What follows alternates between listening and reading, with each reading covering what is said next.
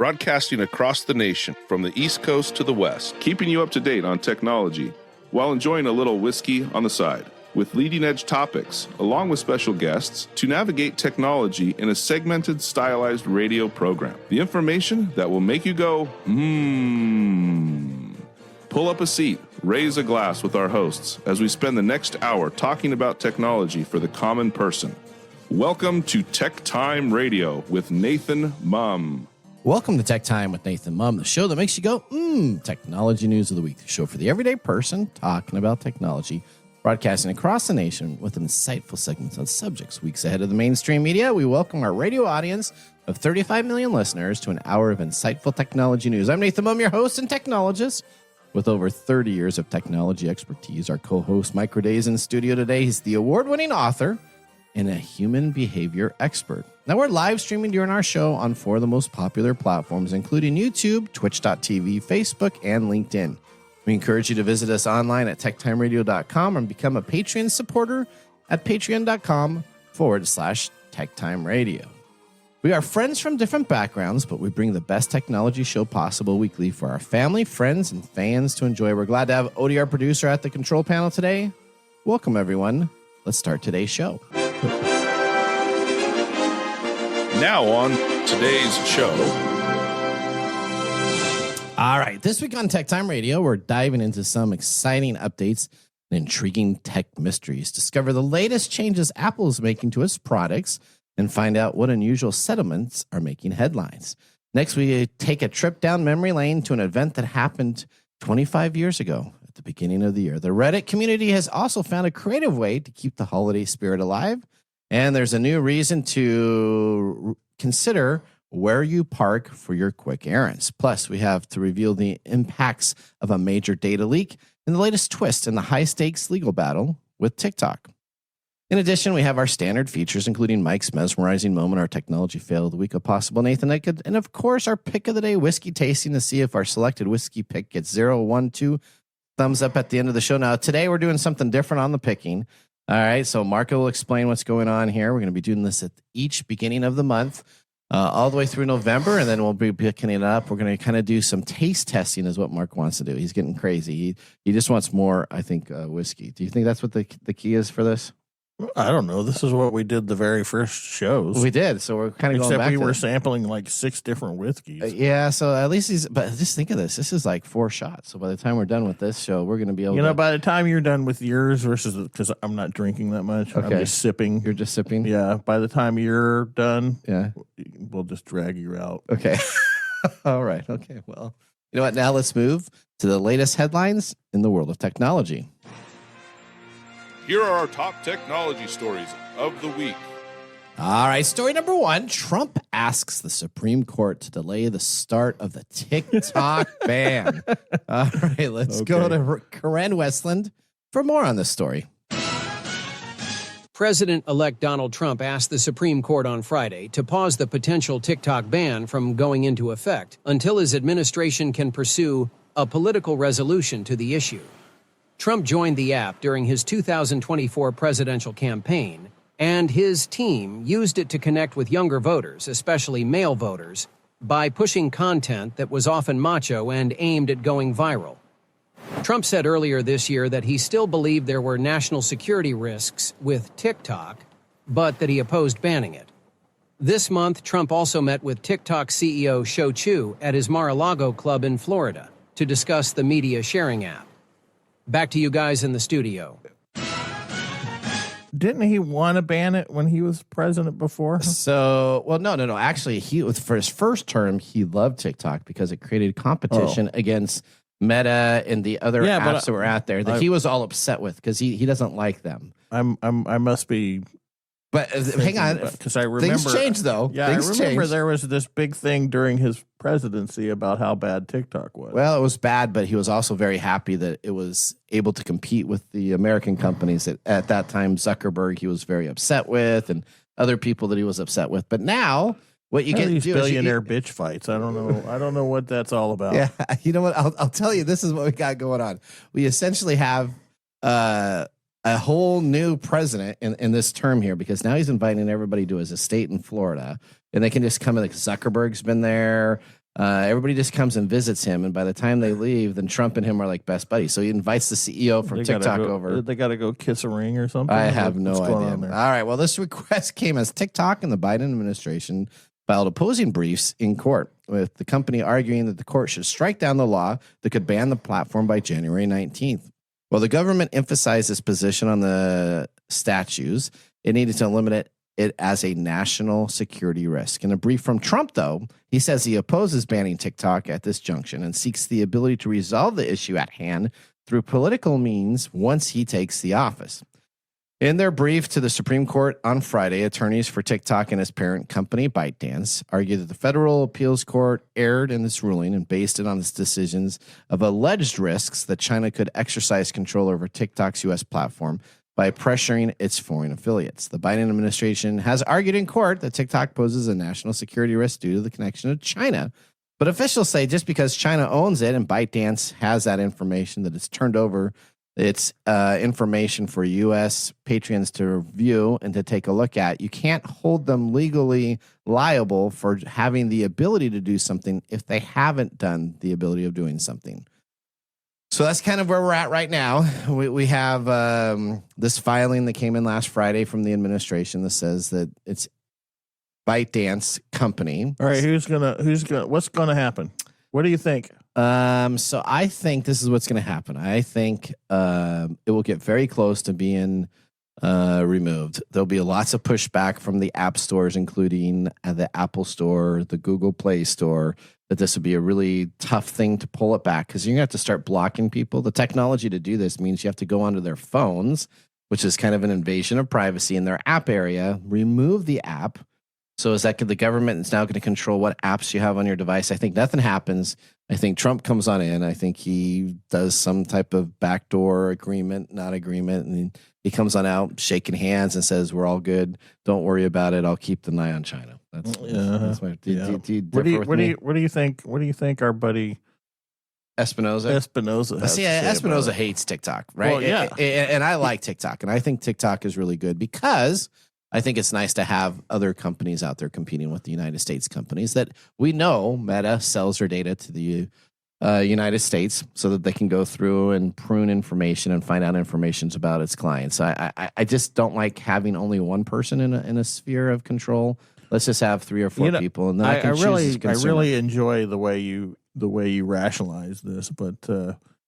What does Espinoza say? No, I don't agree with that. Okay, so you're on Nick's side, right? I'm on Nick's side of the fence. Okay. I don't think we should have foreign powers learning about American citizens. See, I think American powers learning about American citizens. Not that a Chinese government watching TikToks about people shuffle dancing is really going to do a whole lot. So it's going to know that I like a lot of home repair stuff. If there's a national security risk involved. I only gave him my name. Problem. I only gave him my name and my email address.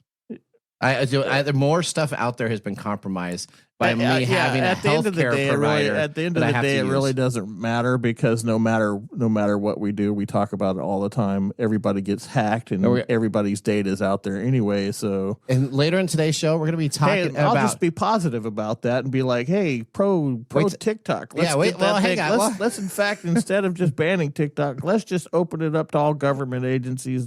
Just let them have everything." Well, wait till story number 4, because if this scares you right here, this does scare me. I give them little information of what they have. Wait till you get to story number 4. I want to drink before then. Okay.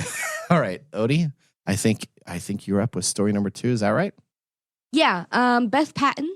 Yep. Her favorite gift she's ever given through the holiday exchanges this year was inspired by her anonymous recipient's fondness for antiques and beetles.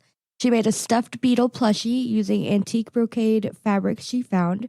Quote, "Making a stranger's Christmas is just really fun," end quote. Okay. For Beth Patton, the best part of the holiday season is not the lights or the snow or opening presents from family members. It's swapping gifts with random strangers on the internet. It was the latest online gift-giving event of its kind to shut down, as Imgur's event followed the same fate as the immensely popular Reddit gifts, which I've never heard about. Okay, you never heard about it? I've never heard about until today. Okay. But that ended in 2021. But the Christmas spirit is strong, and Patton and other Reddit users are keeping user-to-user gift exchanges alive. After her go-to exchange died, Patton is now participating in Given Gifts, another program that sprung up in the wake of Reddit's Gifts demise 3 years ago. She's already done 5 gift exchanges this holiday season. Its main holiday gift swap event works much like the Reddit-run Secret Santa. The annual tradition matches hundreds of people together anonymously from around the world, who are then each responsible for giving a present to the other. Gifters are given a brief bit of their giftee's interests, their likes and dislikes, to help them come up with a present they think the recipient would like. The Given Gifts exchange are organized on a website separate from its dedicated subreddit, and keeping up the fast-growing event became more involved. The team had to find a way to make sure matches were in the same country, so this is like a global thing. Yeah. And so that way they didn't have to pay international shipping rates. And when the team ran into issues like people not getting gifts, they began a rematching program that ensured no one came up empty-handed. People are extremely emotional when they're giving and receiving gifts. It becomes a special thing to them, and they need help. We would get thousands of emails when it's growing exponentially every year. You know that means that we're still talking to just a massive amount of users. For now, Patton, the 26-year-old, is happy that her idea of Christmas isn't canceled. There's just nothing like that in real life. Doing a Secret Santa with people you know just isn't the same thing as this massive thing with strangers. You feel like you're a part of something bigger. That's part of Christmas. All right. So that's a good little feel-good story. Okay, so do you do Secret Santas? No. Okay, you don't do Secret Santas. So we do a little bit of a Secret Santa at work. And then we do a different gift exchange for New Year's, which is much more aggressive than a Secret Santa. Would you say, Mike?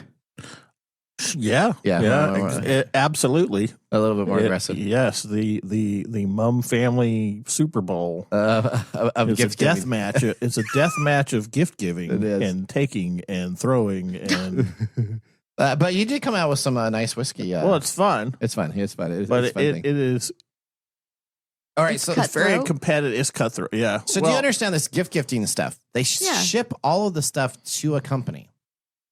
So I used to think of it, until I started researching this, I thought that you would just get an address of somebody, and then you could just send that item to an address of somebody. Yeah. That's how it originally started. But then all of a sudden you had like creepers and stalkers. That's what I thought. Would find out what's going on. So now what happens is you get a Secret Santa. You send it into this company. This company then takes them. There's so many people. They take all these gifts and they say, okay, this is from Amanda H. and this going to Tracy C. And they then ship it out because you pay for the shipping to go there to the place. Then you pay money to have it shipped out so you can send random strangers on the internet gifts for the holidays. That's kind of cool. Is it kind of cool? You'd like to do that?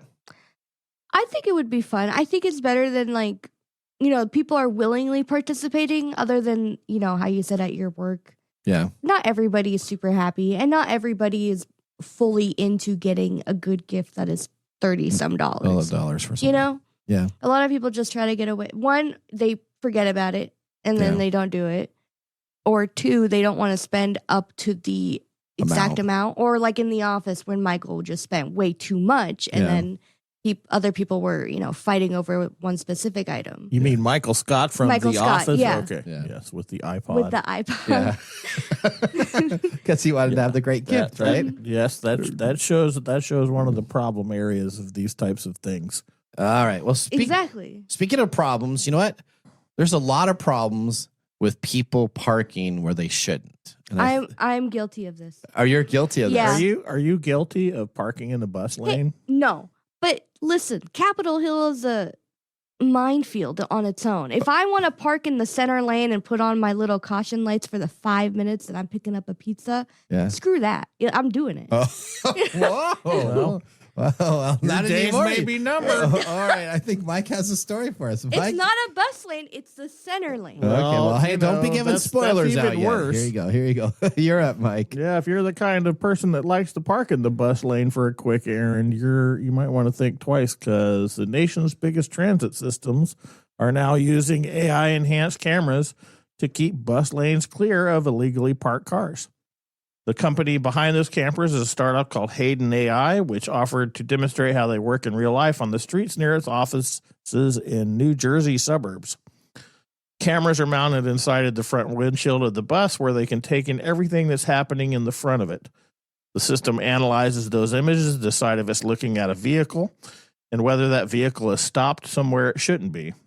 In just 3 years, Hayden AI has launched services with transit agencies in New York, Washington, Oakland, California, and Los Angeles. So right now it's okay, but it is deploying pilot programs in Seattle and Denver. There you go. It's not okay. As Seattle. It should. And it's talking with other cities, including Philly and Chicago. So yeah, they now have these installed. I know the person that actually worked on installing these in Seattle. Yep. As a Washingtonian, what are you doing parking in the bus lane? We don't have any space for these cars to begin with. That's why, because we don't have any space. That's one of the urban problems is the amount of space and the amount of vehicles that we have and all the wonderful infrastructure that doesn't support it. That's why you need to take the light rail. So, yes, take the light rail. Yeah. It actually works really nice. In center of Seattle, yeah. But on the outskirts, not that much. Okay. All right, well, keep on going, Mike. Tell us more about this great system that is going to be tagging OD soon. The camera systems are using the AI to help transit agencies catch and find drivers who illegally block bus lanes and bus stops. But that's not the ultimate goal. No. When you look at the reason for enforcement, it's really not to write tickets. It's about changing behavior. So this is basically what's called reinforcement types of behavior management. And we're seeing a reduction in the number of repeat offenders. That's true, because if you keep getting tagged, you're probably going to stop doing that. You're really going to stop doing it. Yeah. There's some evidence that these camera systems are helping buses move faster, though their rollout has hit a few speed bumps themselves. That expansion is not going quite as planned, as hundreds of drivers originally received some erroneous tickets. Yep. It wasn't anything too worrisome at first because you realized that you were parked in a legal spot. And this person that I guess was erroneously tagged says that he's careful about parking only in the legal spot. So he was surprised when the tickets started arriving. And tickets, plural. Repeat 3 offender. in a single day. Yeah. What? Yes. There's supposed to be an additional level of human review. Again, this is always the problem that we talk about when we talk about this AI stuff. There should be somebody who is looking at each video of the alleged violation before deciding to whether or not to issue the ticket. And typically speaking, that doesn't happen because we have a replacement. We replace the technology. But if you replace it and you get 80 to 90% of the people that actually end up paying the fines immediately, and then you have to only have customer support for the 10 to 20%. I'm in all these new meetings now, at senior level management, and they would consider at a senior level, they would consider that a great idea that I only have to worry about 20%. That's like saying we have 100 hostages and we're going to be able to rescue 90% of them. That's exactly the same argument. The same thing for tickets? Yes. You're saying, you're saying that 10% is going to get illegally fined. That's okay. Well, but then so they can protest. 10% of the hostages are not going to make it out. That's okay. We got 90. Well, no, because if they have an issue, they could just pay attention to where they're parking. Oh, that's what this fellow's point was. Is he was parking in a legal spot, and he was getting tickets. He said he got 3 tickets in one day. So because the system was erroneously thinking he was in a illegal spot. Yeah, he does not believe in the system. But just like red light cameras, do you like red light cameras? I love red light cameras. Do you really? Best form of entertainment while you're driving. Truly. Okay. So you're just sitting there at the red light watching people get tagged. Yeah. They get tagged all the time. So red light cameras now are pretty much universal across the United States, and they generate a lot of income because people don't stop and do it. Yes. So some of the stuff will pay for itself if they keep on issuing lots of tickets for illegal. It's not always about the money, though. Is it? No. You think the departments of these really care about people parking in the bus lanes? They want to make the money. They want the bus lanes clear. I get that. Okay. So this is not a simple problem. It's a complex problem. Yeah. Because like we talked about at the beginning of the thing, the infrastructure is not built for what Americans like to have. So we have all these cars, and then we conglomerate in these cities. And there's not enough places to put your cars, especially if you have more than one car. Japan was perfect. When we were traveling in Japan, they understand how to do cars. So like they don't have cars. So everything is mass commuted on either a bus line, an Uber pickup. You have to Again, understand that's culturally generated, because they live on islands. They don't require all that stuff. But why can't Americans are not. We want our cars. Like this. We want our cars. We want our freedom. Yep, personal freedoms. Well, and stuff speaking like of that. cars, let's talk about Volkswagen. The car manufacturer had a leak that exposed the location of 800,000 electric vehicles. Just think if you're driving in a Volkswagen, it's an electric car, and all of a sudden someone can track and know exactly where you are, know information about your email, your address, your phone number, and information on your driver's record that's all available. Well, for months, this information has been around for all Volkswagen vehicles, available online due to a data leak, according to a report from a German news magazine, Der Spiegel. The leak reportedly stemmed from the software running inside the Volkswagen's vehicle. A whistleblower noted that it also affects EVs from Volkswagen's owned car brands on a global scale, including the Audi, the Seat, and the Skoda. We talked about this 8 months ago regarding modern cars are a privacy nightmare on a report that was done from Mozilla. And we talked about how automakers are also selling data and blocking the rights to repair. It's very interesting because when you ask the customer service on what happened here, it does note that there was a leak of services, but it has been fixed, and the amounts of data collected by modern day vehicles in this privacy nightmare has been taken care of, and no action is needed. So let's talk about what actually happened here just real briefly. We had 800,000 electric vehicles in Volkswagen that has a pinging device inside of them, a GPS pinging device that they did not have code written correctly for. And at any time, you could just pull up a car make and model number, and you could see the person driving it, the email of the person driving it, where it was across the globe.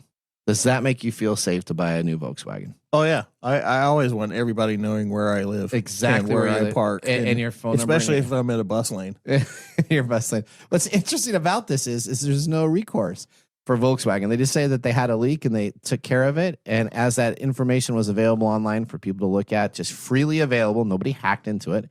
It was just available on that. It's no big deal, I guess. No harm, no foul. That's what happened. Because at some point people just go, it's going to happen. That's because they signed their user agreements that said if that happens, that they cannot sue. All right. Well, that ends our top technology stories of the week. Moving on, we have more technology news just around the corner. Buckle up, tech enthusiasts, as we're going to do so with two truths and a lie after this commercial break. Looking for custom glass solutions for your next commercial project? Hartung Glass Industries is your trusted partner in custom glass fabrication. For over 100 years, Hartung has delivered proven manufacturing expertise, comprehensive product offerings, and dependable service and quality. From energy-efficient facades to custom shower doors, we create glass solutions tailored to your project needs. With 8 facilities across the U.S. and Canada, we combine national expertise with a local touch-ensuring faster service and unparalleled customer care. Hartung Glass Industries, where quality meets innovation. Visit hartungglass.com to learn more. Welcome back to Tech Time with Nathan Mumm. Our weekly show covers the top technology subjects without a political agenda. We verify the facts, and we do it with a sense of humor in less than 60 minutes. And, of course, a little whiskey on the side. Today, Mark Gregoire, our whiskey connoisseur, is back, and he has a new first-of-the-month tradition that we're going to start. So, Mark, what have we chosen for us today? What is going on here? We have 4 glasses in front of us. We've got all these glasses of whiskey, and we haven't even started drinking yet, so... After that last news report, I really need some. All right. Well, I'm glad I brought 4 for each of you today. So today we are doing the 2024 Flavor Advent Calendar Round 1. Okay. So we're using the 2024 Whiskey Advent Calendar. That way we don't spoil it for anybody. All right. There's 24 remarkable whiskeys to use for our year-long blind whiskey competition to see which one Nathan and Mike like best. Ooh. Come along for the ride on the first Tuesday of every month while we uncover new tastes and train their senses to become true connoisseurs. Ooh. Today is round 1, where they will choose their winner to move on. If they disagree, I will be the deciding vote. Oh, no. Oh, no. Oh, no. Now, today, all 4 of our samples are straight bourbon whiskey. So start tasting them because you got to get through 4. All right, here we go. Here's the first one. Now, straight bourbon whiskey is a type of bourbon whiskey aged in new charred oak containers for at least 2 years, adhering to strict regulations to ensure authenticity and purity. Now, these are the regulations to be called straight whiskey. Location must be made in the U.S. The ingredients must have at least 51% corn in the mash bill. Distillation to no more than 160 proof when you distill it. Aged in new charred oak containers for at least 2 years. Additives, there's no flavoring, coloring, or additives allowed, only water to adjust the proof.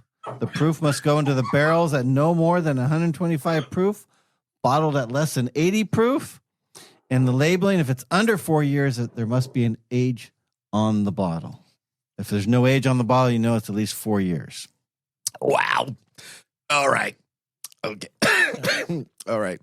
Have you tasted all of them, Mike? No, I'm taking my time so I can give a little bit of, Okay, I'm going to keep tasting. You just slammed it. Let me just say, I got 2 immediately that I have eliminated. So I'm eliminated 2. I'm going to get it down between the next 2 as I will continue to sip. The other the other items number 1 and items number 4 are pretty much been gotten rid of. So number 1 and number 4. Yeah. All right. Well, hang on, but don't tell me yet. Oh, I'm not. Okay. We're going to reveal what everything is at the end of the Mark's Mumbles. So stay tuned for that. In the meantime, just keep drinking and enjoying.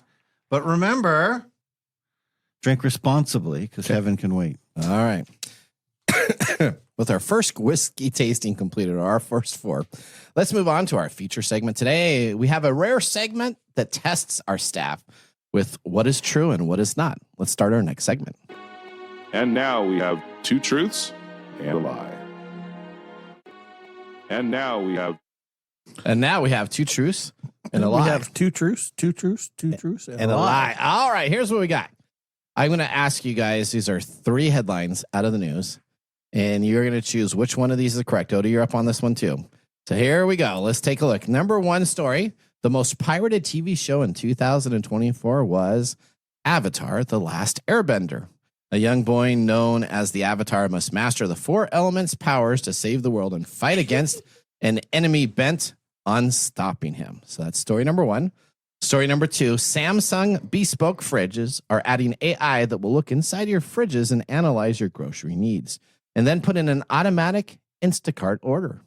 Samsung wants your fridge to take care of your grocery shopping with a little assistance from Instacart. Samsung and Instacart have partnered on same-day grocery delivery based on what the AI in Samsung's bespoke refrigerators sees that you need to have. In other words, the fridge could tell them the milk is running low and add a carton to your Instacart order before you even notice.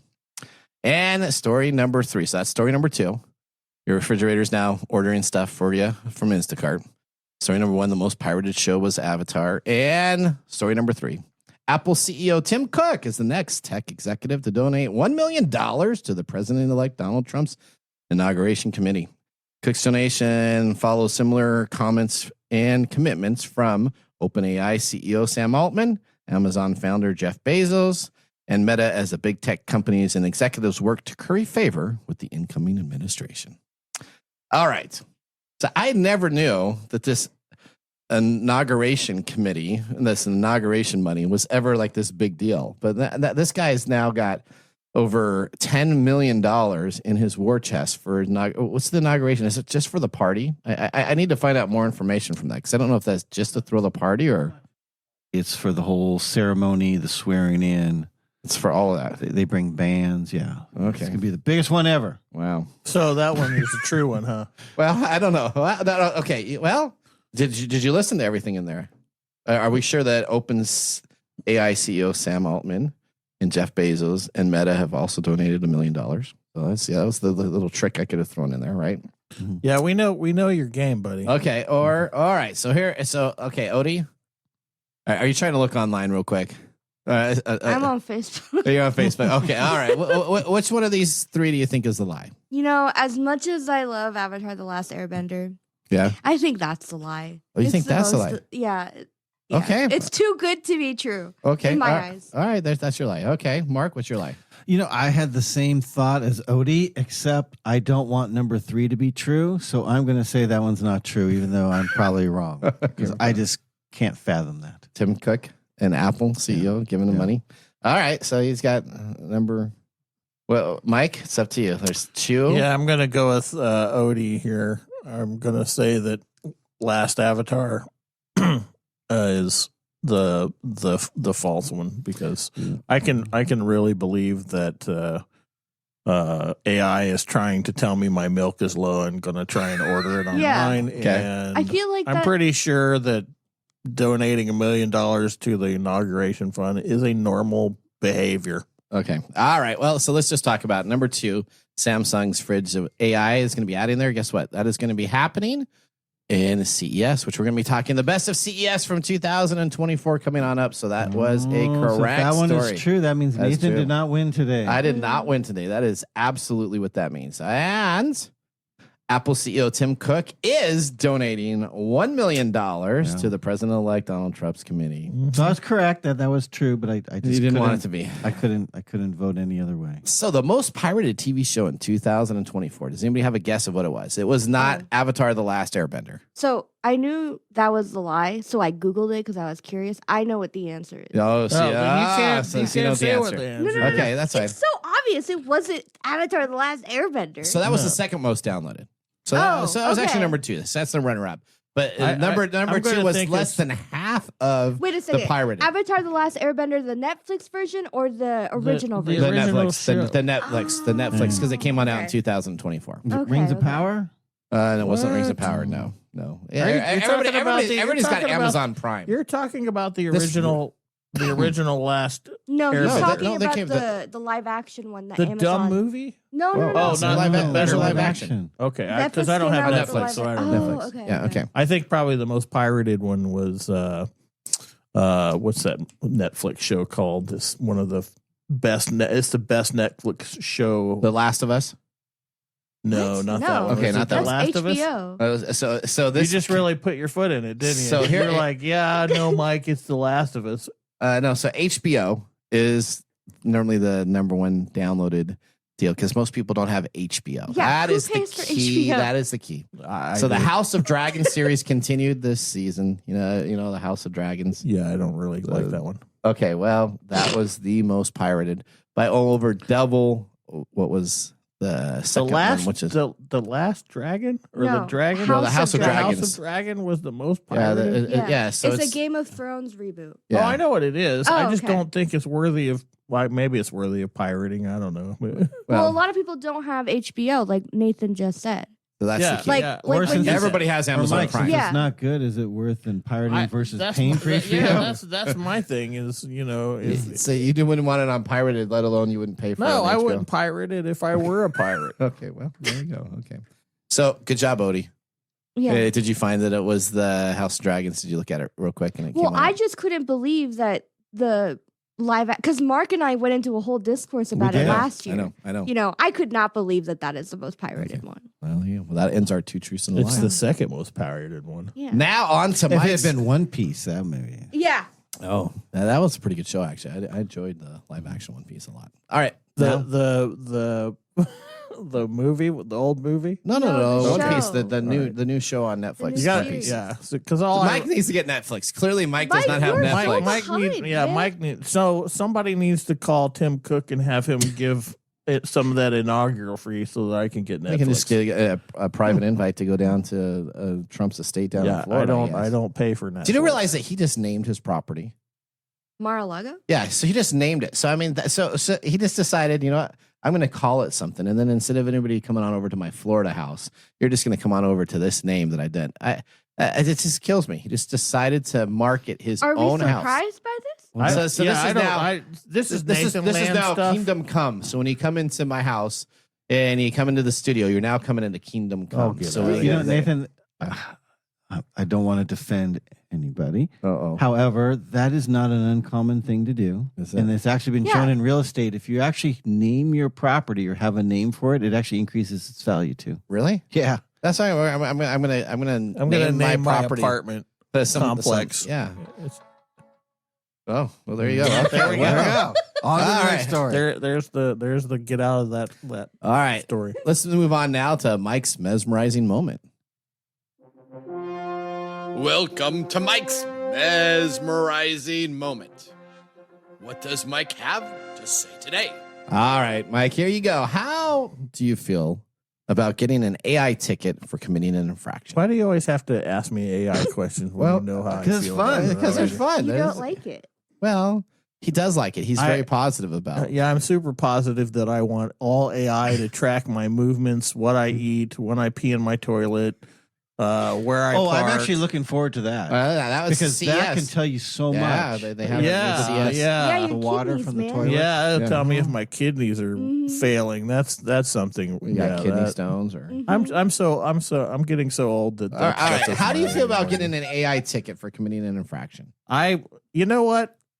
I would be okay with it because that has a better chance of getting thrown out of the court and I won't have to pay anything, except for the fact that I have to spend time going to court Yeah, to I was just challenge about it. to say you have So- to go to court, pay your parking ticket, which So is probably also AI. If we're talking about getting a ticket from a real police officer versus an AI ticket, I would rather get the AI ticket. I don't want to get AI tickets at all. Okay.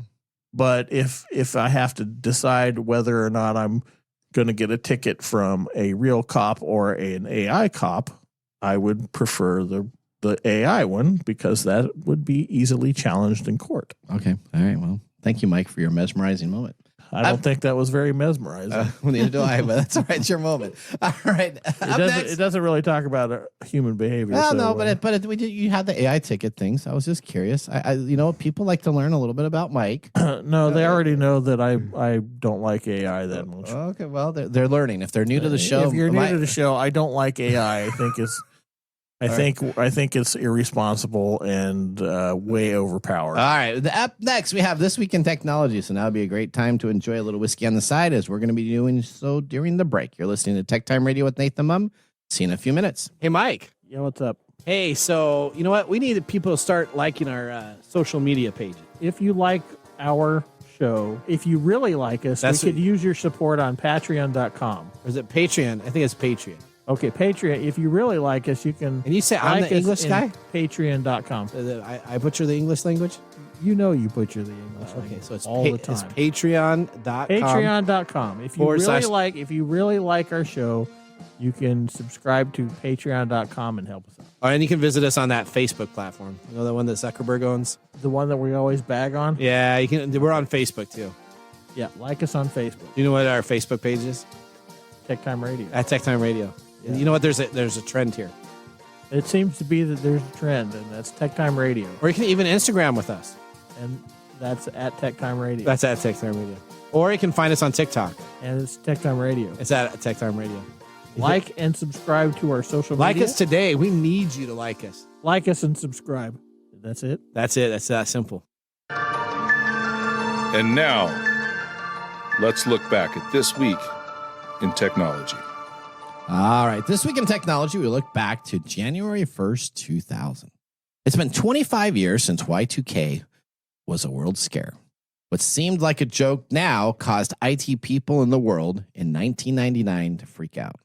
In December of 1999, the world prepared for the global meltdown known as Y2K. It all stemmed from a small software glitch. Many older computer programs had been coded with dates using just 2 numbers instead of 4.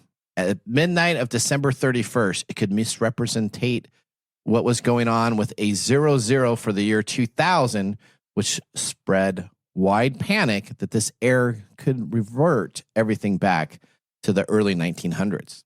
Now, the Clinton administration said the preparing... What was that? I said, see, this would have been a great question to ask me earlier. What was that? About What the happened here? Y2K stuff. Well, you can talk. Okay. The Clinton administration said that preparing for the U.S. for Y2K was probably the single largest technology management challenge in history. The bug threatened to cascade a potential disruption, blackouts, medical equipment failures, banks shutting down, travel screeching to a halt if the systems and softwares weren't able to continue to function because they did not know what year it was. Now, these gave a rise to the end of the world as we know it. But thankfully, the Y2K problem in the year 2000 didn't live up to the hype. Computer specialists and grassroots organizers prepped for a global meltdown. They had formidable years coming on up to this where people were so worried about the 00 moving into the 1900s that people decided to create what was known as bug out bags, a mobile home, and a year's supply of dehydrated food, a propane generator. They were just some of the precautions purchased from California computer programmer Scott Olmsted made in advance to the year 2000. Some financial analysts remained skeptical Y2K would come and go without any disruption. But by November of 1999, the Federal Reserve said that it was confident the U.S. economy would weather the big glitch. Dozens of communities across the U.S. formed Y2K prepper groups to starve off an unnecessary panic. Now, Kathy Gracia, an organizer for the Y2K Community Project in Boulder, Colorado, said fears of the social meltdown offered opportunity to take stock. So let me ask you this. Mike, Y2K came during your time. Were you scared about Y2K shutting down everything? I was not, but I was working security at that time frame, so everything was all hands on deck all over the place.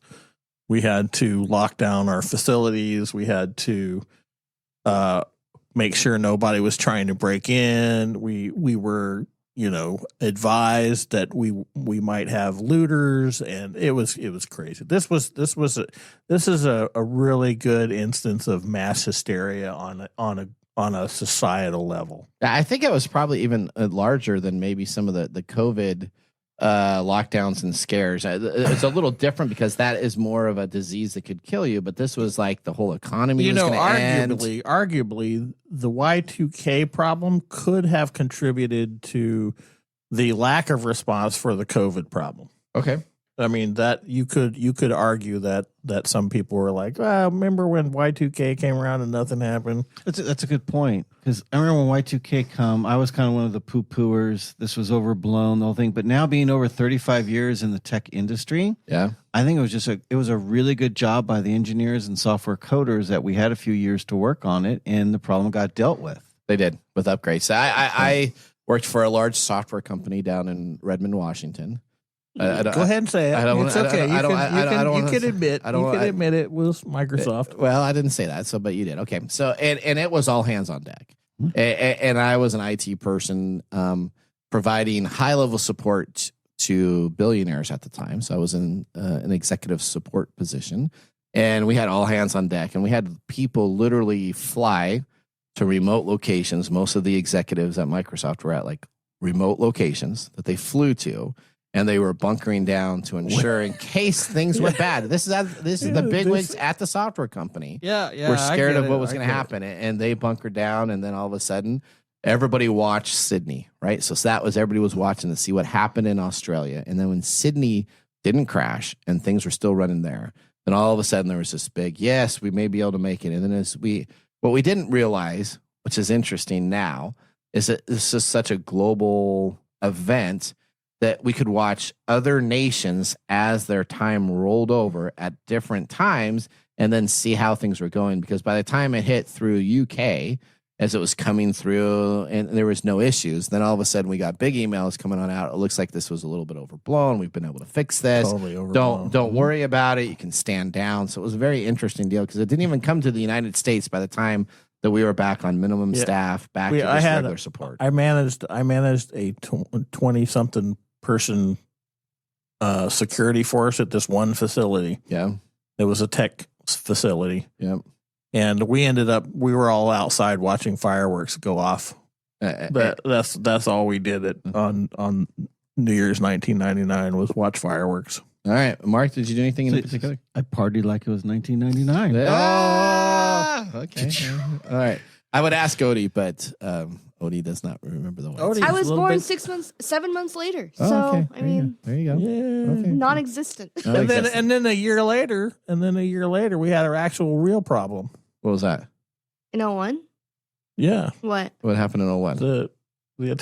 The attacks. Oh, on the New World York. Trade, the World Trade Center. Anyway. Okay. yeah. Wow. Okay. I Wow. got You Okay. guys, man. All right, here we go. All right. Well, no, the Maybe you World should Trade was not drink 9/11. That was 9/11, right? Not it. It was 2000. Yeah, it was 2001. Yes, Okay. but that's a... That's a Well, little let's different. move to drinking. All right, that sounds good. That was This Week in Technology. If you ever wanted to watch some tech time history with over You gotta drink the rest. You've been 220 drinking too plus much. weekly broadcasts spanning 5+ years of video podcast information, visit us at techtimeradio.com and watch our older shows. Well, we're going to go a commercial break. We're going to taste some more items, and then we're going to come back to Mark's Mobile Whiskey Review. See you in a bit. Hello, my name is Arthur, and my life's work is connecting people with coffee. Story Coffee is a small batch specialty coffee company that uses technology to connect people to each product resource, which allows farmers to unlock their economic freedom. Try our Medium Roast Founder Series coffee, which is an exotic bourbon variety that is smooth, fresh, and elegant at storycoffee.com. That's STORI coffee.com. Today you can get your first bag free when you subscribe at storycoffee.com with code TechTime. That's STORI coffee.com. The segment we've been waiting all week for. Mark's Whiskey Mumble. All right. Gentlemen, the three of us are so excited about January 7th, I'm sure. What is that? Oh, my goodness. It is National Pass Gas Day. Really, yeah. Oh, wow. Odie.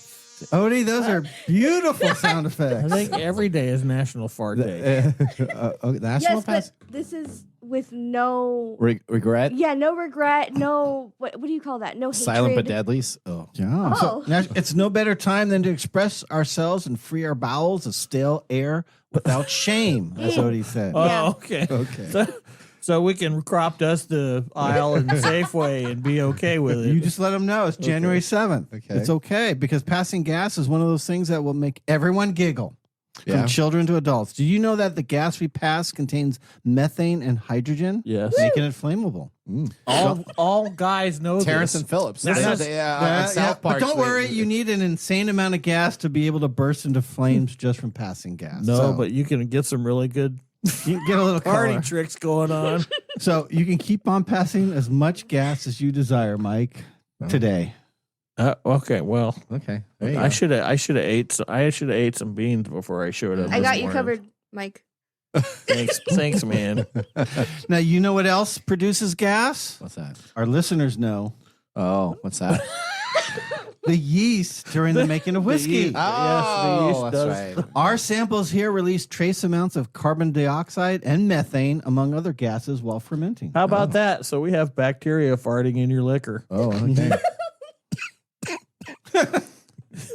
All right. You gotta make it. So, You gotta make gentlemen, All right. So we are have, we we going have to wait four till whiskeys. are we going to wait till the very end and then choose our favorite, or how do we do this? But I'll tell you what they are now if you want. So which ones you rule some out? Let's talk about one and four is gone for me. Mike. I ruled out one, so that was the one we had. All in right. So common. number one is from Heaven Hill Distillery in Bardstown, Kentucky. It's a straight whiskey, 7 years, 100 proof, 78% corn, 12 malted barley, 10% rye, and it goes for about $45. Okay. It's a Heaven Hill bottled and bond 7 year. Okay. Okay. Is there any other one that you ruled out? I rolled out 4.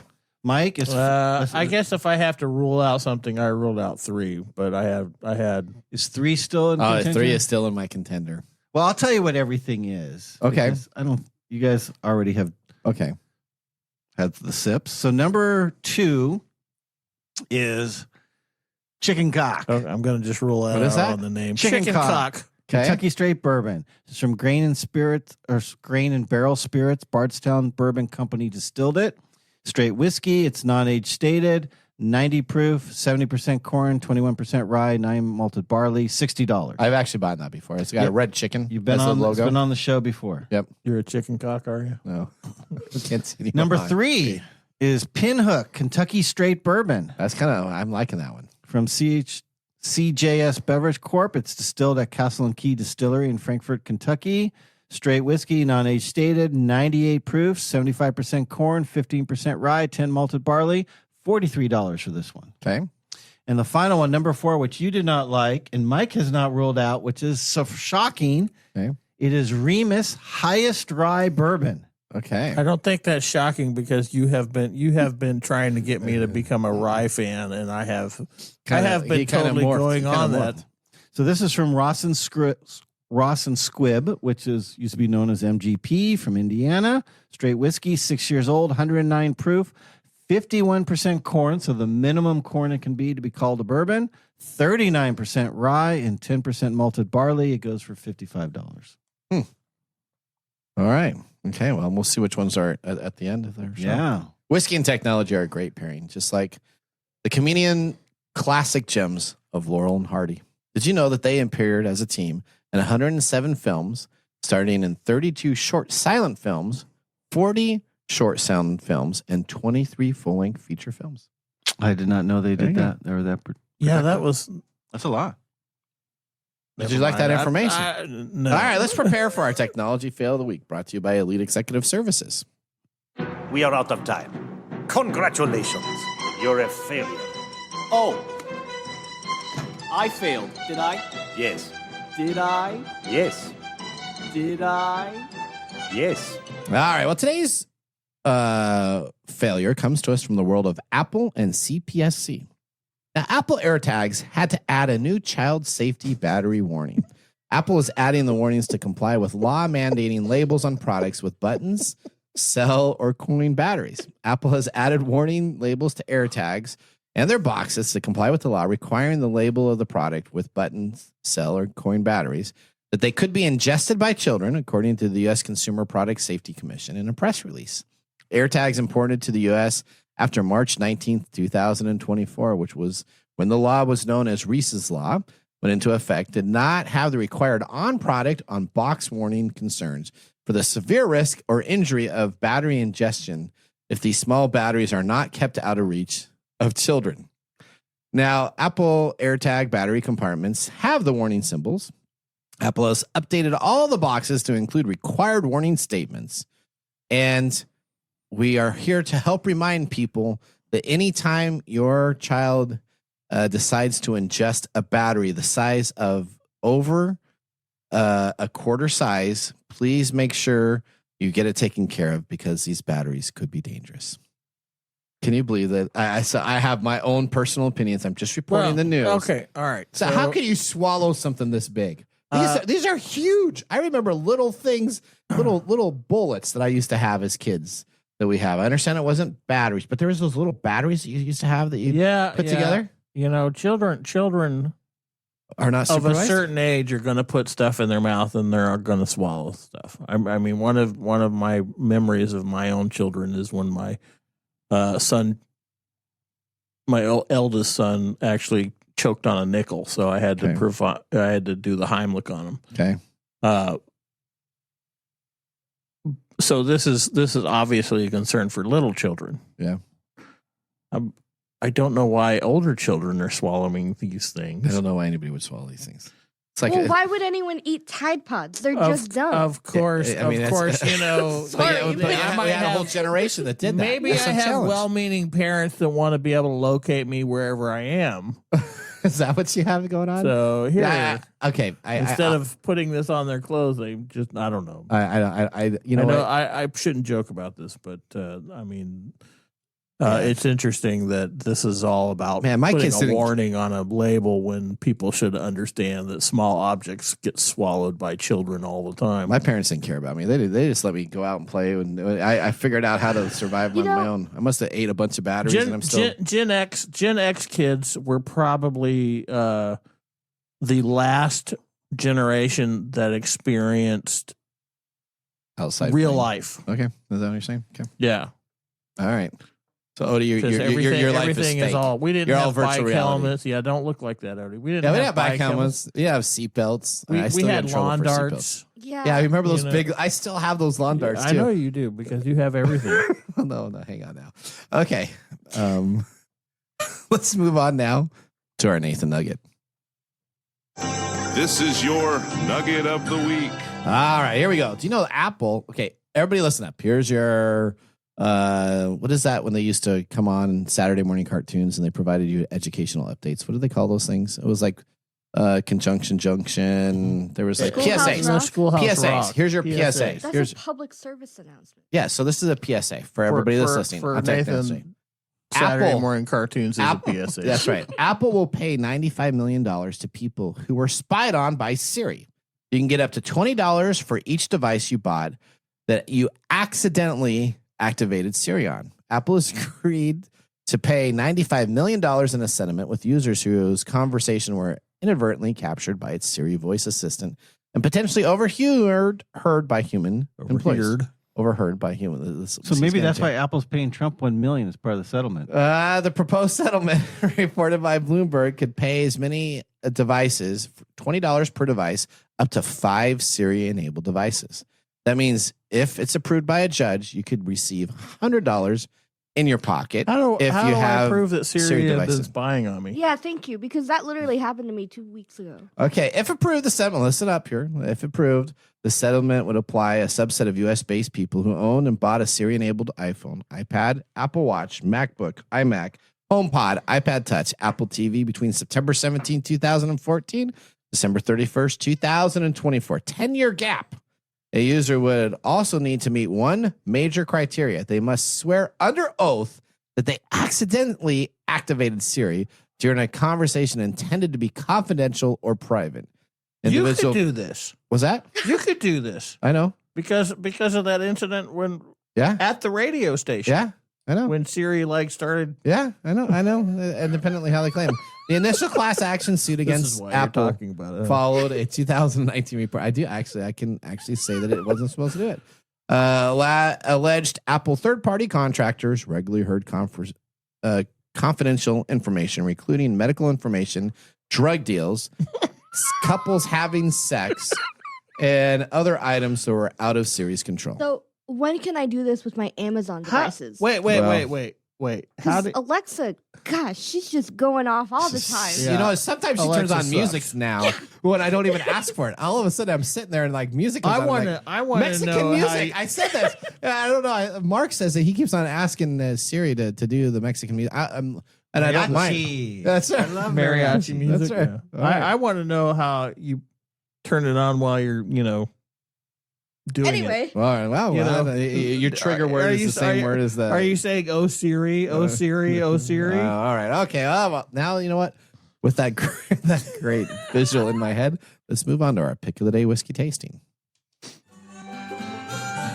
And now our pick of the day for our whiskey tastings. Let's see what bubbles to the top. But keep on. I'm going to get money from Apple for that because the series. I should write a claim. All right, gentlemen, you have 4 whiskeys in front of you for our round 1 of our 2024 Flavor Advent Calendar. Okay, so now if I pick one, does that continue on to the next round? If it's the winner of this round, yes, it does. Oh wow. Okay, I am going to go with number 2, the chicken cock. All right, Mike. Yeah, that was one of my picks. I was having trouble with the chicken one and the number 4 one. So which one are you picking? So I will just for the sake of moving it on, I'll pick 3. I'll pick chicken. That's number 2. All right, then I don't Chicken have to do cock. tiebreaker. Which is lucky because you guys, the correct order for our listeners out there is glass number 4. The Remus was number 1. And then in second place should have been the Heaven Hill, which is bottle number 1. In third place was bottle number 2, Chicken Cock. And in last place was Pinhook, according to the actual connoisseur. Really? Huh. Okay. Well, I did So, like. Mike, if you had chosen number 4, I would have chosen that over your chicken. Yeah, I was going to choose that one. Well, that but one chicken is cock a moves little on. too All right. Well, mild. the science of tomorrow starts with the technology of today. We'll see you guys all next week. Bye. Later. Thanks for joining us on TechTime Radio. We hope that you had a chance to have that moment today in technology. The fun doesn't stop there. We recommend that you go to techtimeradio.com and join our fan list for the most important aspect of staying connected and winning some really great monthly prizes. We also have a few other ways to stay connected, including subscribing to our podcast on any podcast service, from Apple to Google and everything in between. We're also on YouTube, so check us out on youtube.com/TechTimeRadio, all one word. We hope you enjoyed the show as much as we did making it for you. From all of us at TechTime Radio, remember, mum's the word. Have a safe and fantastic week.